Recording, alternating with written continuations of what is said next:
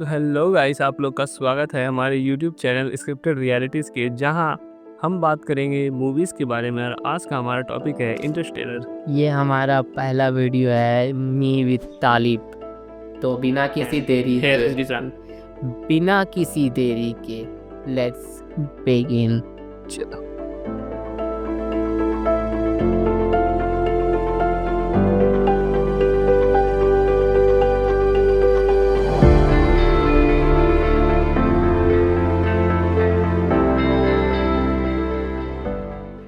इस मूवीज़ में कुछ मेन कैरेक्टर्स है, उसके नाम आप जान लीजिए।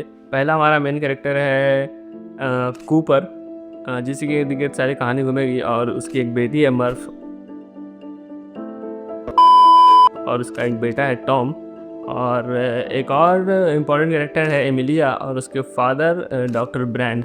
Professor brand, not doctor brand. Okay, तो आगे बढ़ते हैं। तो मैं ये आप लोग की जानकारी के लिए बता देना चाहता हूँ कि ये जो कूपर मेन कैरेक्टर है वो पहले नासा में एक पायलट का काम किया करता था।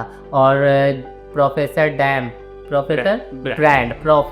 ब्रैंड जो है वो दोनों आपस में जानते थे पहले से, मतलब दोनों को काम कर चुके। हाँ, दोनों का जान पहचान था। तो कुछ समय बाद साइंटिस्ट का उतना ज़रूरत नहीं पड़ा, तो फिर कूपर की वजह से ब्लाइट नाम की बीमारी है। फिर कूपर अपना खेती में लग गया, अपना खेती में ध्यान देने लग गया। तो उसके बाद काफ़ी समय गुजर जाने के बाद खेती भी सही से नहीं होने लगा। तो फिर उसने कॉर्न को उगाने के बारे में सोचा। तो वो अपने फैमिली को आगे बढ़ाने के फैमिली के लिए कॉर्न उगाने लगा। तो फिर इसके बाद वो ठीक ही चल रहा होता है। तो फिर भी वहाँ और कोई फसल उग ही नहीं रही है, वही बीमारी की वजह से, जो ब्लाइट नाम की बीमारी है। तो लोग कॉर्न ही उगा रहे हैं। और एक सीन भी दिखाया जाता है हमें कि लोग कुछ मैच देखने गए हैं और वहाँ भी पॉपकॉर्न खा रहे हैं। और पॉपकॉर्न इंजॉय लेके नहीं खा रहे हैं, क्योंकि वो हर टाइम कॉर्न ही खाते रहते हैं, तो उसमें भी कॉर्न ही है। तो और उसी सीन में हम लोग को दिखाया जाता है कि एक तूफान सा आया है। और फिर वो लोग जाते हैं, घर जाते हैं। अपने मेन कैरेक्टर्स, हमारा कूपर हो गया और दोनों उसके बेटा बेटी। तो घर में उसे एक रेत की लाइन दिखती है, कुछ पतली और कुछ मोटी। और वो एक बाइनरी कोडिंग की तरह होता है, बाइनरी कोड की तरह। तो 0 का मतलब होता है कि मोटा, मतलब पतली लाइन, और 1 का मतलब होता है मोटी लाइन। तो इसको समझने के बाद उसे एक कोऑर्डिनेट्स लोकेशन मिलता है, जहाँ पर वो साइंटिस्ट लोग काम कर रहे होते हैं फ्यूचर को बचाने के लिए। तो फिर वो कोडिंग के हिसाब से वो लोकेशन पर वो पहुँचते। उसके बाद पता चलता है उन्हें कि यहाँ पर गुप्त क्या है, एक बेस सा बना हुआ है, वहाँ पर रिसर्च सिर्फ करने के लिए। और वो बहुत बड़ा अथी रहता है, एक्चुअली एक पूरा सिप ही रहता है। हाँ, पूरा सिप ही रहता है स्पेस। हाँ, उसी को वर्किंग स्पेस बनाए हुए थे वो लोग। और ये चीज़ पहली बार नहीं हुई थी कि ग्रेविटी की वजह से कोई लाइन बन गया है डस्ट का। वो एक बार और हुए थे उसकी बेटी के साथ, बुक गिर जा रहे थे। और वो उसकी बेटी बोलती भी है कि मुझे लगता है कि घोस्ट है, और शायद वो घोस्ट आँख है, यानी कि उसकी फादर। और उसका फादर उसे समझाते भी है कि ये घोस्ट वगैरह कुछ नहीं होता है, वो सिर्फ ग्रेविटी के वजह से गिरते हैं। और आगे कंटिन्यू, ग्रेविटी की वजह से गिरते नहीं हैं वो बोलते हैं कि अगर तुम्हें कुछ समझ नहीं आ रहा है तो इसके पीछे की साइंस को जानने की कोशिश करो, ना कि कोई मिथ या मतलब वही घोस्ट वगैरह की कहानी को जोड़ने की कोशिश करो। और फिर वही कहानी कंटिन्यू होती है। वो जाते हैं वहाँ और पकड़े जाते हैं बेसिकली वहाँ बेस में। तो उसे वही डॉक्टर ब्रैंड मिलते हैं, और बाकी उन्हें डॉक्टर ने प्रोफेसर ब्रैंड मिलते हैं। और आप लोग नियम पर मत जाइएगा, फीलिंग पर जाइएगा, क्या कहना चाह रहे हैं। ओके, आगे। तो प्रोफेसर ब्रैंड मिलते हैं वहाँ, और उन्हें समझाते हैं कि अभी ये जो एक्चुअली क्या हुआ था कि लोगों को ये बता दिया गया था दुनिया में कि सारे रिसर्च वगैरह हाँ, क्योंकि सारा चीज़ लोगों के फसल उगाने और जीने के लिए यूज़ हो रहा है। लेकिन यहाँ आके वो देखता है कि नहीं, रिसर्च चालू है और इन्हीं लोगों के द्वारा चालू किए हुए हैं। और फिर वो तो ऑफकोर्स वहाँ से जाने की कोशिश करता है कि हाँ, मेरी बेटी को छोड़ो। तो उसकी बेटी ही बताती है कि हमारे घर पे एक मतलब ग्रेविटी सा लाइन बना हुआ था, उसी से कोऑर्डिनेट मिला और एक मतलब अननेचुरल सी चीज़ें उसे मिली थी, उसी को तो उसी से कोऑर्डिनेट उसे मिला और यहाँ आए तो उसे फिर डॉक्टर जो प्रोफेसर जो ब्रैंड थे, हाँ, तो फिर वो प्रोफेसर ब्रांड बताते हैं कूपर को कि हमारे द्वारा ये रिसर्च किया जा रहा है। उसमें वो बताते हैं कि हम लोग पहले भी 13 आदमी को भेज चुके हैं वहाँ पर, कि ऐसा ही कोई ग्रह के लिए पता करने के लिए कि जो अर्थ के जैसा वहाँ रहने के लिए अर्थ जैसा ही प्लेनेट दूसरा हो जहाँ जीवन मिल सके। तो वो लोग पहले ही 12 या 13 लोगों को 13 लोगों को भेज चुके थे, जिसमें से 3 लोगों का मैसेज आया हुआ रहता है कि यहाँ रहने के लिए जगह है। हाँ, तो फिर मैसेज आया था। तो फिर कूपर को बताया जाता है, समझाया जाता है 2 प्लान के हिसाब से। प्लान ए में था, क्या था बताइए? प्लान ए में ये था कि लोगों को उस प्लेनेट पे ले जाया जाए, लेकिन वहाँ को ले जाने के लिए इतना बड़ा, मतलब वो जो बेस था वो पूरा सीबी था, वो बहुत बड़ा था, ले जाने के लिए उसे ले जाने के लिए ग्रेविटी को नेग्लेजिबल करना पड़ेगा, हटाना पड़ेगा। तो उस पर वो कह रहे थे, प्रोफेसर ब्रांड कह रहे थे कि मैं इस पर काम करने वाला हूँ, कि कुछ ऐसा क्लू ढूंढने वाला हूँ जिससे ग्रेविटी को ज़ीरो कर दिया जाए। उसके हिसाब से वो जो इस पे जिस पर वो काम कर रहे हैं बेस पर, जिस बेस पर वो बहुत काफ़ी बड़ा है, तो वो खुद ब खुद ऊपर उठने लगेगा। उसे डायरेक्शन देने की ज़रूरत पड़ेगी और कुछ नहीं। और उसके लिए ग्रेविटी इक्वेशन शायद ऐसे कुछ नाम रहता है, तो उसे पूरा करने के लिए उसे ब्लैक होल के अंदर जाना पड़ेगा, या कोई ऐसा बहुत ज़्यादा ग्रेविटेशनल ऑब्जेक्ट हो, मतलब ऑफकोर्स ये प्लानिटरी टाइप, तो वहाँ से उसे मिल सकता है। लेकिन ऑफकोर्स ये बात है कि वहाँ कौन ही जाएगा उसके अंदर, मतलब बाहर निकलना तो इम्पॉसिबल टाइप सा है। और प्लान बी ये है कि वो लोग कई सारे एम्ब्रियोस ले जाएंगे अपने साथ में, और अगर दूसरा प्लेनेट हैबिटेबल है तो वहाँ पे उस एम्ब्रियो को ग्रो किया जाएगा और ह्यूमन पॉपुलेशन जो है फिर वहाँ से ग्रो करेगी, और यहाँ जो ऑलरेडी ह्यूमंस हैं वो उसका कुछ नहीं हो सकता। तो फिर कूपर मान ही जाता है, लास्ट में वो जाने के लिए रेडी हो जाता है। तो फिर उसकी बेटी लेकिन उसके फादर के जाने पर नाराज़ हो जाती है, वो नहीं चाहती है कि उसके फादर जाए। वो काफ़ी कोशिश करती है अपने फादर को रोकने की, लेकिन नहीं रुकते लोग। जाते वक्त भी जो वो बताने चाह रहा था ग्रेविटी के जो बुक्स जो हाँ वही ग्रेविटी के वजह से, तो उसका मैसेज वो जब पता फाइंड आउट करती है तो उसका मैसेज क्लियरली था कि स्टे। वो अपना फादर को रोकना चाहती थी लेकिन नहीं रुका। उसका फादर जाने के समय वो एक घड़ी देकर जाती है, तो सिमिलर घड़ी एक पास रखता है और एक उसे दे देता है मर्फ को। लेकिन उसके फादर पास जो वॉच थी वो वॉच अर्थ के हिसाब से नहीं, स्पेस के हिसाब से चलने वाला वॉच था, और जो छोड़ कर गया वो अपने बेटी के लिए वो अर्थ के हिसाब से। और जाते जाते कह गया कि हो सकता है मैं जब आऊँ तब भी तुम्हारा एज का ही रहूँ, और हो सकती हो तुम काफ़ी एजेड हो जाओ, मतलब हमारा हम दोनों का एज इक्वल हो जाए, बराबर हो जाए काइंड। हाँ। तो फिर वो चला जाता है।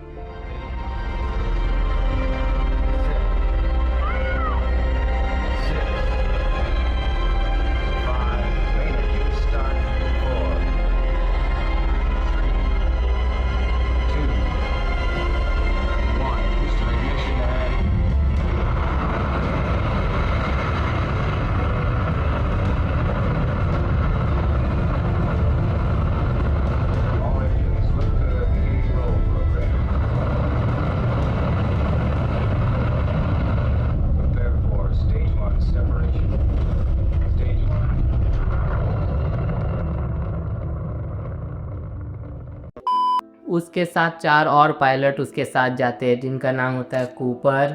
उनका साथ में उससे मिलाकर कूपर, इमिलिया, डॉक्टर डॉयल और जो चौथा होते हैं वो होते हैं डॉक्टर रोमिलिया। और उन लोगों के साथ 2 रोबोट भी होते हैं, एक टार्स जो थोड़ा इम्पोर्टेंट है और एक केस। और वो फिर डॉक्टर ब्रैंड उन्हें बताते हैं कि कैसे जाना है। वो बताते हैं कि जुपिटर के पास एक वॉर्महोल खुला हुआ है और उसे किसने खोला है वो पता नहीं। वो गॉड भी हो सकते हैं, वो फ्यूचर के लोग भी हो सकते हैं, या 5th डायमेंशन के लोग भी हो सकते हैं, 5th या 4th। और फिर वो उसके और वो जो वॉर्म होल है वो जुपिटर की ग्रेविटी से खुला होता है और मेन जो ग्रेविटेशनल फोर्स होता है वो उसके अपोजिट वर्म होल के अपोजिट का जो एंड है उसके बगल में एक बड़ा सा ब्लैक होल होता है गारगेंचुआ नाम का। तो वो मेन चीज़ होता है जिसकी वजह से वो जो वर्म होल है वो खुला है। और वर्म होल बेसिकली ये होता है कि आप दो स्पेस के टाइम स्पेस अगर है तो दो स्पेस के पॉइंट को आप एक साथ जोड़ दो। बेसिकली ये अगर स्पेस है और एक यहाँ पे है पॉइंट और आपको ये बी पॉइंट पे जाना है तो आप उसे बेसिकली मोड़ दो और इसके थ्रू एक होल कर दो और डायरेक्ट रीच कर जाओ। बेसिकली एक शॉर्टकट टाइप से बन जाता है, लेकिन उसे बनने के लिए काफ़ी ग्रेविटेशनल फोर्स चाहिए जो कि गारगेंचुआ प्रोवाइड कर रहा है। और ये सिर्फ थ्योरी में ही है, अभी प्रूव नहीं हुआ है रियल वर्ल्ड में, लेकिन जो होगा सिमिलर ही होगा क्योंकि ब्लैक होल भी थ्योरी में ही थी पर अभी प्रूव भी हो चुका है और उसे कैप्चर भी कर लिया गया है। आपने देखा होगा ब्लैक होल की फ़ोटो, अगर आप ऑनलाइन सर्च करेंगे आपको मिल जाएगा। हाँ, तो उस ब्लैक होल बेसिकली ये होता है कि उसके अंदर कोई भी चीज़ सिर्फ जा सकती है, बाहर नहीं आ सकती। अगर लाइट भी गई है अंदर तो बाहर नहीं आएगी।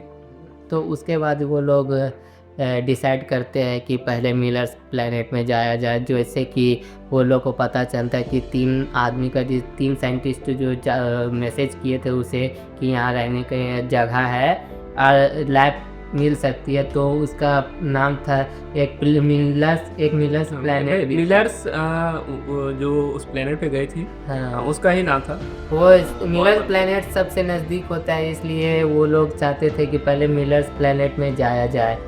तो फिर जाते हैं वहाँ और इंटर करते हैं और वो सभी नहीं जाते हैं। एक डॉक्टर रोमली वो नहीं जाता है, बाकी सब जाते हैं। टार्स भी जाता है, केस भी जाते हैं और तीनों हमारे कूपर भैया और एमिलिया और डॉक्टर डॉयल, हाँ ये तीनों जाते हैं। और जाते ही अगर आप गौर करेंगे हाँ तो वहाँ एंटर करते हुए आपको हल्का सा पानी में, वो पानी पूरा पानी का ही प्लेनेट है। अरे ये बताया कहाँ पर तुम कि वहाँ अगर 1 घंटा बीतता है तो असली अर्थ में 7 साल के बराबर होता है, क्योंकि वहाँ पे ग्रेविटी कुछ ज़्यादा ही है। इसके वजह से प्लेनेट भी हाँ ब्लैक होल भी काफ़ी नज़दीक है इसी की वजह से।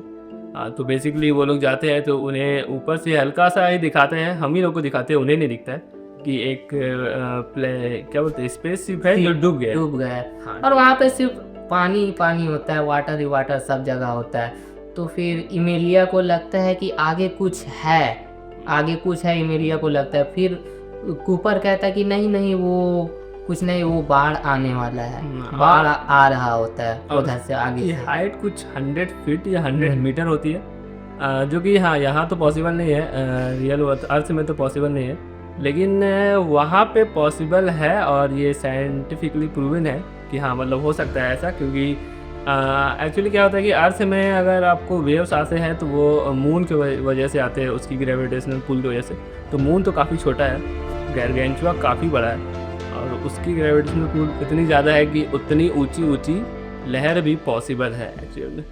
तो हाँ, तो उसमें उसके एक साथी का मतलब वहीं छूट जाता है, तो वो जल्दीबाजी में छूट जाता है वो, और शिप से डाटा निकालने की कोशिश करते हैं लेकिन नहीं हो पाता है। और उसके वजह से उस बाढ़ के वजह से कूपर लोग का जो शिप होता है उसमें पानी भी चल जाता है, तो उसमें काफ़ी टाइम वेस्ट हो जाता है, घंटे वेस्ट हो जाते हैं, काफ़ी टाइम वेस्ट हो जाता है। फिर उसके बाद उसका जो साथी था वो उठता है। हाँ, वो लोग फिर ऊपर जाते हैं हाँ, मेन शिप पे।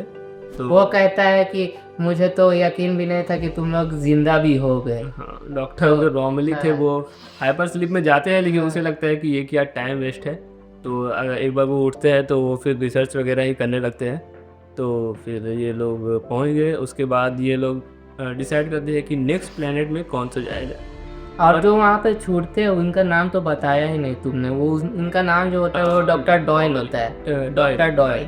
हाँ, तो वो दोनों वहाँ शिप पे पहुँचते हैं, एमिलिया और कूपर, और उसे पता चलता है कि जो डॉक्टर रोमली है वो उसके लिए 23 साल बीत चुका है, और जबकि ये लोग 3 घंटे ही मतलब वेस्ट किए थे वहाँ पे। ऐसा इसलिए हुआ क्योंकि ऑफकोर्स वो जो मिलर्स प्लेनेट था वो गारगेंचुआ के ज़्यादा क्लोज था इनके शिप से, तो ये डिफरेंस तो आना ही था। और उसके बाद फिर कूपर जाता है मैसेज चेक करने, क्योंकि कुछ साल में उसके उसका बेटा हर बार उसे मैसेज करता था, लेकिन उसकी बेटी पहली बार मैसेज की थी उस समय, क्योंकि उनकी एज उस समय उनके फादर के एज पे सेम थी। पहले उसका बेटा मैसेज करता है कि hi dad I am married, ऐसे करके बोलता है। और वो अपने एक बेटा को भी दिखाता है, उसका भी बेटा हो जाता है, वो उसे भी दिखाता है। और फिर उसके नेक्स्ट मैसेज में हमें पता चलता है, वो नाम बताता है पहले अपने बेटे का, और नेक्स्ट मैसेज में अपने बेटे का दूसरा नाम बताता है, क्योंकि वो पहला बेटा उसका मर चुका होता है वही ब्लैक बीमारी की वजह से। और उसके बाद उसकी बेटी की मैसेज वो देखते हैं। बताओ।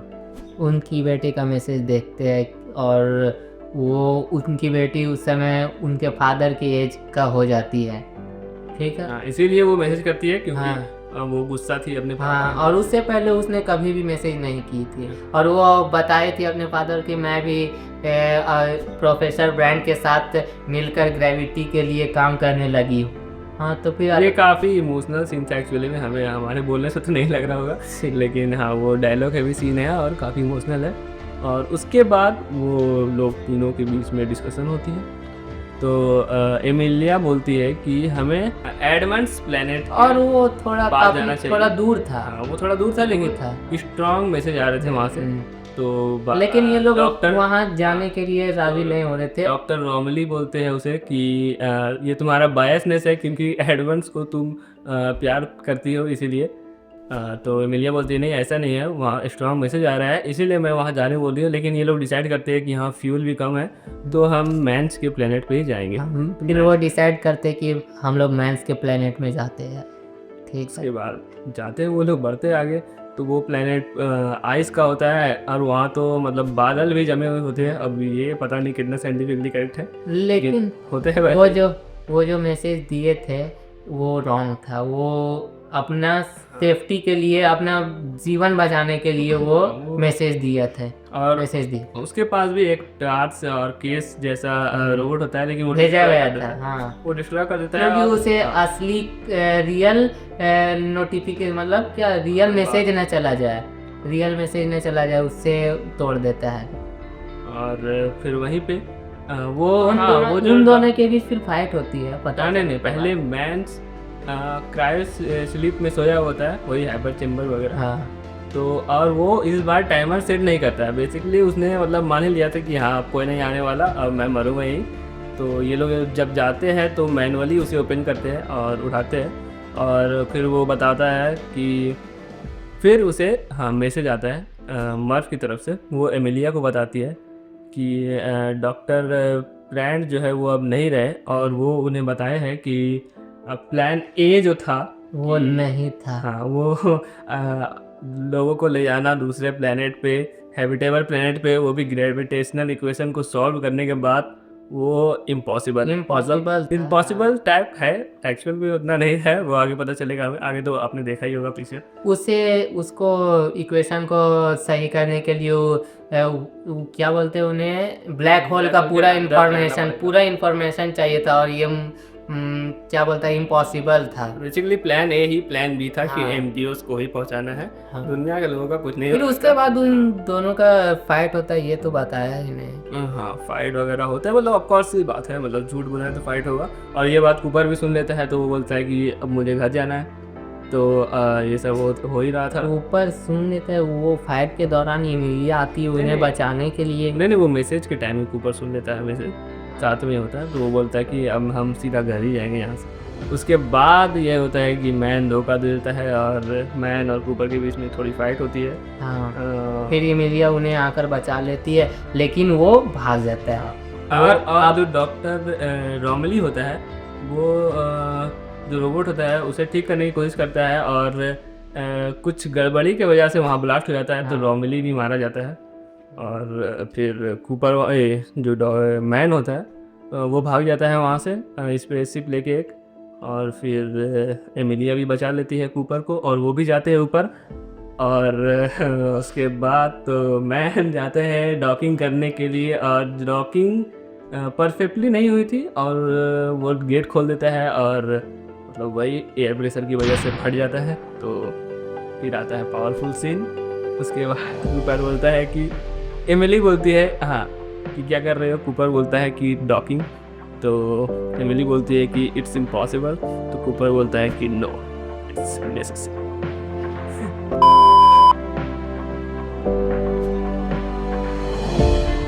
खैर वो सब छोड़ो।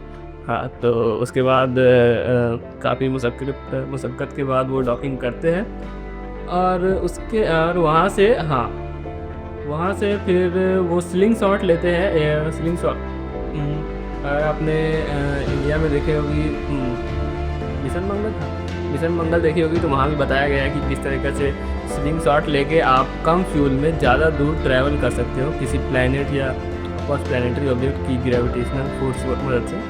तो वही करते हैं, गार्गेंचुआ की ग्रेविटेशनल फोर्स की मदद से वो एक स्लिंग शॉट लेते हैं और एडवांस प्लैनेट की तरफ बढ़ते हैं। लेकिन उसी बीच में वो देखते हैं कि ये फोर्स उतना ज़्यादा नहीं है कि वहाँ तक पहुँचा सके, तो उसके लिए तो वो अपना शिप अलग कर देता है। हाँ, ये थोड़ा मतलब वेट कम करने के लिए। और टार्स को भी ले लेता है और साथ में वो ब्लैक होल के अंदर जाने लगता है। तो जैसे ही जाने लगता है उसे, हाँ, जब फर्स्ट टाइम वो लोग ट्रैवल करते हैं और उन्हें कुछ दिखाई देता है। हाँ, वार्म होल में ट्रैवल करते हैं, तो उन्हें एक दिखाई देता है कुछ। हाँ, एमिलिया के हाथ थोड़ी सी मतलब ग्लिच, मैट्रिक्स ग्लिच टाइप का हो जाता है कुछ। तो वो बोलती है कि क्या हुआ, कूपर बोलता है क्या हुआ, तो एमिलिया बोलती है कि it's like first hand sex too ऐसी काइंड ऑफ। तो हाँ, बाद में वो लोग अंदर जाते हैं तो उसी तरीके का भी ग्लिच वगैरह हो रहा होता है। और एक टाइम ऐसा होता है कि कूपर स्पेसशिप से बाहर निकल जाता है और थोड़ी देर बाद स्पेसशिप फट भी जाता है, लेकिन फिर भी टार्स कूपर से कनेक्टेड रहता है। और कूपर फिर अचानक से एक टेसेरेक्ट टाइप की जगह में पहुंच जाता है और वो 5D डायमेंशन, वो डायमेंशन 5D रहता है, मतलब नाम उसका टेसेरेक्ट रहता है। और वो ऐसा जगह है कि आप टाइम नहीं की मदद से आप मैसेज कर सकते हो, हाँ, किसी वो को तो बता सकते हो। हाँ। ऐसा जगह कि आप टाइम में मतलब चल के आगे पीछे हो सकते हो, कि उधर थोड़ा सा उधर चले गया है तो पास्ट में आप देख सकते हो, थोड़ा सा इधर चले गया है तो हाँ थोड़ा मतलब प्रेजेंट में देख सकते हो, और फ्यूचर का पता नहीं, फ्यूचर में दिखाया नहीं वो। तो उसके बाद वो देखती है, हाँ, तो वो जो बुक्स गिरने का सीन था वो कूपर ही करता है। कूपर गिराता है और बोलता है कि ना जाए, मतलब बेसिकली यही कि धोखा मिला है, प्लान बी था उसी के लिए। वो बोलती है कि ना जाए, स्टे मैसेज करते। तो खैर वो तो होता नहीं है, पास्ट को कौन ही चेंज कर सकता है।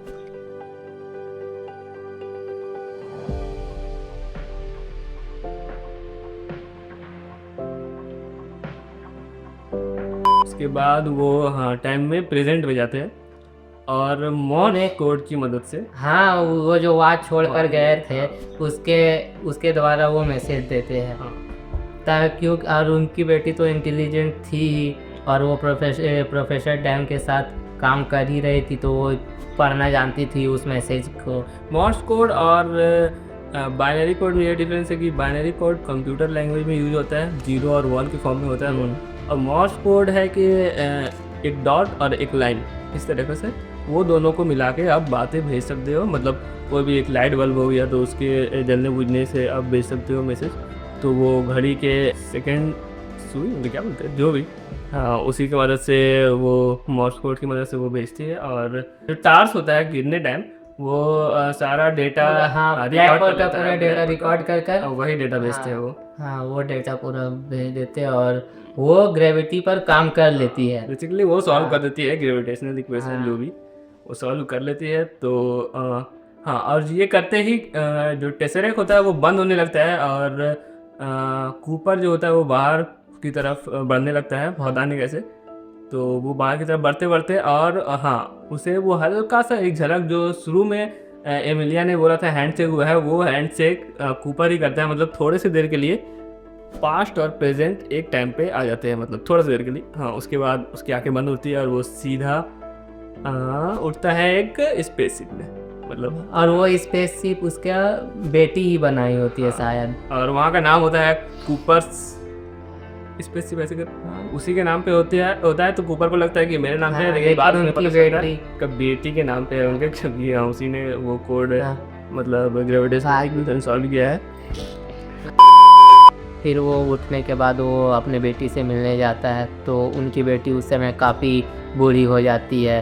तो दोनों में इमोशनल सीन होता है थोड़ी देर के लिए। फिर उसे उसकी बेटी कूपर से कहती है कि मेरे लिए रोने के लिए मेरा फैमिली है, तुम अपना बेसिकली एक डैड को अपने डॉटर को मरते हुए नहीं देखना चाहिए। हाँ, तो वो उसे बोल देती है कि चले जाओ। हाँ, एमिलिया के पास। एमिलिया भी स्पेस में है, चले जाओ। तो फिर वो जाता है एमिलिया के पास। बेसिकली ये मूवी ये बताने की कोशिश कर रही थी कि यूनिवर्स में सबसे स्ट्रॉन्गेस्ट जो फोर्स है वो ग्रेविटी और कुछ नहीं, वो लव है।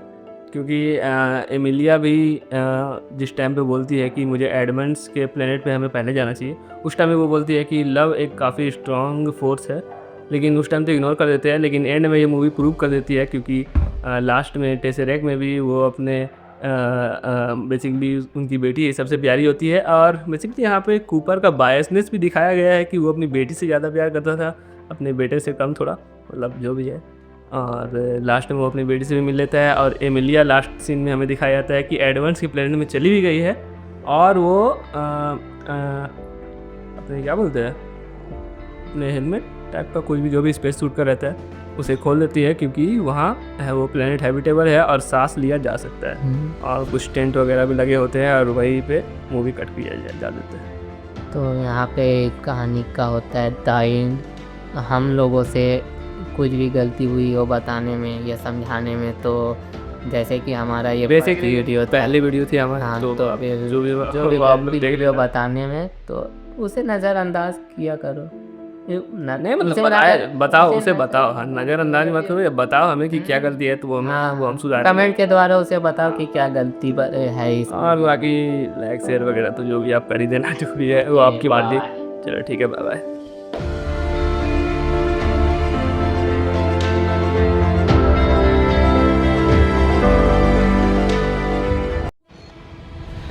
ये देखिए यहाँ पर कपड़े वगैरह बिक रहे हैं, और यहाँ पर काफ़ी अच्छा ग्राउंड है। और हे जिसान, what about your next chapter? I'm going to start from now. From now? Yeah. What about Talib? Talib is already begin. Okay, fine. Okay.